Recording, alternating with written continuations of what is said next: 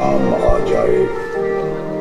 ये मुमकिन ही नहीं कि खून पर इल्जाम आ जाए। हमारे गांव में बहनें उसे राखी न बांधेंगी।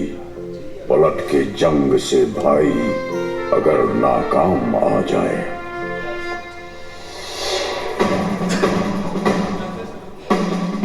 मैं कैलाश हूं, कैलाश पर्वत।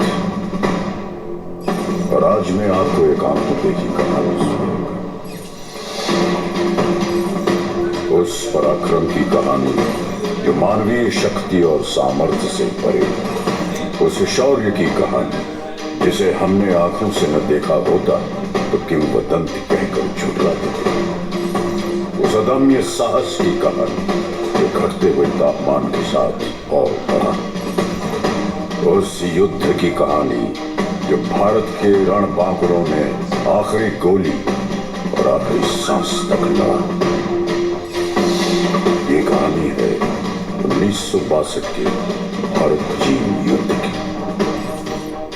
ये कहानी है रिजांगला की। हिंदी चीनी भाई भाई का नारा लगाकर हमारी पीठ में विश्वासघात का खंजर उतार देने वाला चीन आज भी रिजांगला की लड़ाई याद करके थर्रा उठता है। बात तब की है जब हमारी आजादी को सिर्फ 15 वर्ष हुए थे। हम घुटनों से उठकर पैरों पर खड़े होने की कोशिश कर रहे थे। हमारे सैनिकों की छातियां साहस और संकल्प से भरी हुई थी, लेकिन हमारे हथियार घर अत्याधुनिक हथियारों से खाली थे। मित्रता की आड़ में छुपकर चीन ने हम पर आक्रमण कर दिया। जब तक हम उनकी नीयत भांप पाते, संभल पाते, वो हमारी सीमाओं में भीतर तक प्रवेश कर चुके थे। चीन की गिद्ध दृष्टि उस सेक्टर पर थी जो सामरिक दृष्टि से जीतना उनके लिए बेहद जरूरी था, चुशूल। इसी के फलस्वरूप जम्मू कश्मीर के बारामूला में स्थित 13 कमाओं को चुशूल सेक्टर में डिफेंसेस इख्तियार करने का हुक्म दिया गया। 2 अक्टूबर 1962 को कमान अधिकारी लेफ्टिनेंट कर्नल H.S. ढींगरा की अगुवाई में 13 कमाओं ने ले पहुंचकर 114 इन्फेंट्री ब्रिगेड में रिपोर्ट किया। 13 अक्टूबर 1962 को बटालियन चुशूल एयरफील्ड की सुरक्षा के लिए रवाना हुई तथा 24 अक्टूबर 1962 तक पूरी बटालियन चुशूल में एकत्रित हो गई। यहीं चुशूल की घाटियों में समुद्र तट से 16,440 फीट की ऊंचाई पर स्थित है रिजांगला। रिजांगला दक्षिण पूर्वी दिशा में एक प्रहरी की तरह खड़ा है और चुशूल घाटी को दिन रात सुरक्षा प्रदान कर रहा है।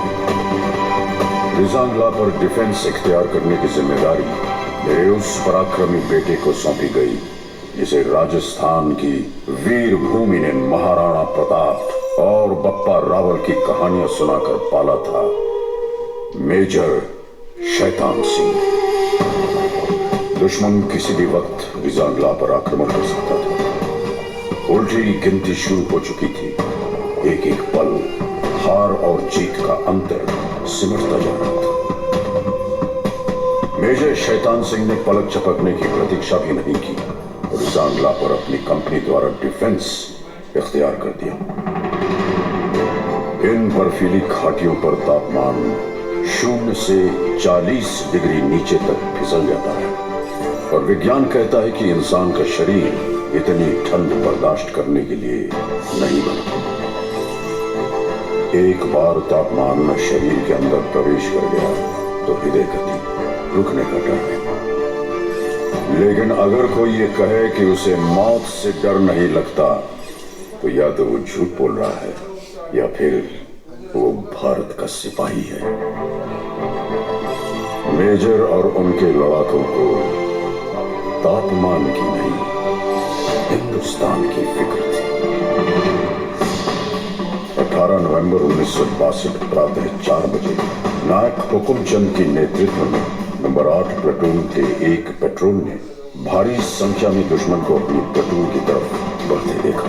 उन्होंने तुरंत वेरी लाइट फायर और लाइट मशीन गन के बर्स्ट से सबको अलर्ट किया, जिसके फलस्वरूप पूरी कंपनी स्टैंड 2 में आ गई। मेजर शैतान सिंह ने सभी प्लेटून कमांडरों को हुक्म दिया कि वो अपने अपने इलाके के आगे पेट्रोल भेजें ताकि दुश्मन के बारे में अधिक से अधिक जानकारी हासिल की जा सके। जिसके बाद तमाम पेट्रोल्स ने भारी संख्या में चीनी सैनिकों के मौजूद होने की पुष्टि की। सवेरे 5 बजे दुश्मन ने हमारी नंबर 7 और नंबर 8 प्लेटून पर सामने से हमला बोल दिया। दुश्मन का आक्रमण बहुत भारी था, लेकिन हमारी वीरता को हल्का समझने की गलती चीनी कर चुके थे। हमने अपनी लाइट मशीन गन और मोटर्स का मुंह खोल दिया और देखते ही देखते लाशों के ढेर लगा दिए। ज्यादातर चीनी मारे गए और जो बच गए वो जान बचाकर पीछे भागे। सामने से आक्रमण विफल होने के पश्चात दुश्मन ने दूर से गोलीबारी शुरू कर दी। जमादार हरिराम के नेतृत्व में हमने इस गोलीबारी का डट के मुकाबला किया, लेकिन वो गिनती में बहुत ज्यादा थे और हम बहुत कम। चीन की सेना ने इस इलाके पर कब्जा कर लिया और हमारे वीर सिपाही संगीनों पर सर रख के हमेशा के लिए सो गए। तभी उत्तरी छोर से नंबर 7 प्लेटून पर भी दुश्मन ने हमला बोल दिया। जमादार सुरजा ने 3 इंच मोटर सेक्शन को आगे बढ़ते दुश्मन को निशाना बनाने का हुक्म दिया। मोटर सेक्शन ने कारगर फायर डालते हुए दुश्मन को भारी नुकसान पहुंचाया। दुश्मन ने अतिरिक्त जवानों और मीडियम मशीन गन के साथ फिर से हमला किया। इस बार लड़ाई सिर्फ बंदूकों और गोलियों से नहीं, हाथों से भी लड़ी गई। कुश्तीबाज लांस नायक सिंहराम यादव ने 10 चीनी सैनिकों को बालों से पकड़कर चट्टानों पे पटक पटक कर मार डाला। उनकी फौलादी भुजाओं से टकरा के चीनियों के हौसले चढ़क गए। इस प्लेटून के समस्त सैनिक अटल शौर्य के साथ लड़े और हंसते हंसते वीर गति को प्राप्त हुए। अब दुश्मन अपने आक्रमण का रुख प्लेटून नंबर 9 की ओर मोड़ चुका था। चीनियों ने भीषण गोलीबारी की और हमने एक एक गोली के जवाब में 10-10 छातियां आगे कर दी। मैंने अपनी आंखों से देखा मेजर शैतान सिंह का शौर्य। मैंने देखा उस जाबाज का जलाल, देखा कि कैसे उसके सीने से टकरा के संगीनों की धार मुड़ गई और कैसे उसकी ललकार सुन के चीनी आंखों की नींद उड़ गई। मेजर शैतान सिंह के बदन में चीन का लोहा घुसता रहा और वो दिलेर चीनियों की बुज़दिली पर हंसता रहा। बदन खून से लथपथ था, लेकिन आवाज में बिजलियां अब तक कड़क रही थी। मेजर शैतान सिंह ने अपने सिपाहियों को ललकारा, काट देना या कटना, पर सौगंध है तुम्हें भारत मां की, पीछे मत हटना। मेजर शैतान सिंह बुरी तरह घायल थे। उन्हें फौरन सुरक्षित ठिकाने की तरफ बढ़ने का आदेश दिया गया, लेकिन उन्होंने इनकार कर दिया। उन्होंने नायक रामचंद्र यादव और उनके साथ एक और जवान को बटालियन हेडक्वार्टर भेज दिया ताकि वो दुश्मन के आक्रमण की खबर पहुंचा सके। मेजर शैतान सिंह आखिरी गोली और आखिरी सांस तक लड़े, फिर भारत मां के चरणों में अपने प्राणों की आहुति चढ़ाई। तकरीबन 16 घंटों तक चले इस महासंग्राम में चीन ने 1300 सैनिक खो दिए। चीन के अखबारों में भी भारतीय सैनिकों की वीरता के किस्से छपे। ऐ शहीद मुल्क मिल्लत, मैं तेरे ऊपर निसार, अब तेरी हिम्मत के चर्चे गैर की महफिल में। मेजर शैतान सिंह और उनके साथियों ने चीनियों की हिम्मत तोड़ दी। उन्होंने चुशूल पर कब्जा करने का विचार हमेशा हमेशा के लिए छोड़ दिया। युद्ध के 3 महीने बाद फरवरी 1963 में भारतीय फौजी वहां पहुंचे तो देखा कि बर्फ में सिपाहियों के बदन अकड़ गए थे लेकिन हाथ से बंदूकें नहीं छूटी थी। मेजर शैतान सिंह को उनकी उत्कृष्ट वीरता, अदम्य साहस, दृढ़ निश्चय और पराक्रम के लिए मरणोपरांत भारतीय सेना के सर्वोच्च सम्मान परमवीर चक्र से अलंकृत किया गया। रिजांगला के युद्ध में वीरता की नई गाथा लिखने वाले जवानों को भी एक अति विशिष्ट सेवा मेडल, 8 वीर चक्र, 4 सेना मेडल और एक मेंशन इन डिस्पैच प्रदान किया गया।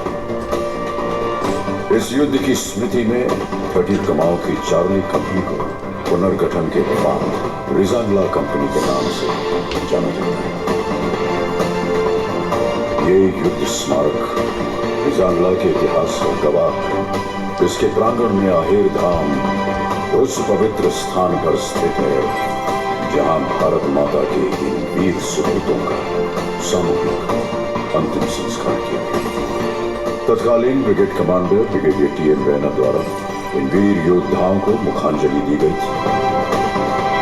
जो राष्ट्र को धर्म मानते हैं उनके लिए यह स्मारक एक महातीर्थ की तरह वंदनीय है। तुम ही ना होते तो दुनिया बबूल हो जाती, जमीन खून से यूं लालाजार करता कौन। हजारों लोग हैं यूं तो जमाने में, लेकिन हमारे वास्ते यूं मुस्कुरा के मरता कौन। रिजांगला मेमोरियल का हर पत्थर एक घोषणा है कि हम भारत के लिए जिएंगे,